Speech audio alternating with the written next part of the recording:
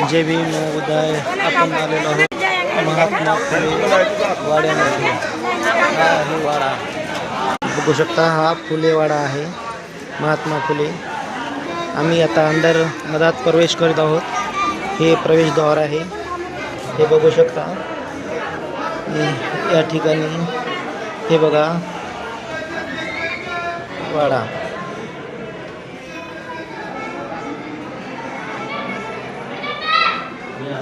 महात्मा फुले यांचे मृत्यूपत्र। थोडा अंधार असल्यामुळे तेवढं काही बरोबर दिसणार झाले, पण बघू शकता मित्रांनो महात्मा फुले यांचा हा वाडा आहे। आणि या ठिकाणी महिलांसाठी पहिली शाळा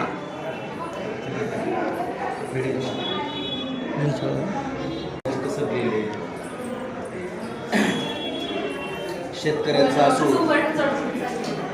सार्वजनिक सत्यधर्म, ब्राह्मणांचे कसब, सत्सार या ग्रंथांचं लेखन महात्मा फुले यांनी या वाड्यामध्ये इथे लेखन केलेले आहे।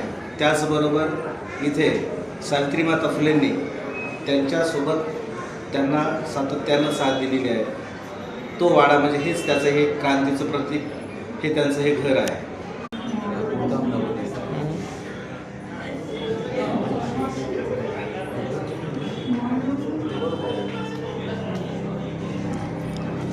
हा गुलामगिरीचा बोर्ड आहे, बघू शकता।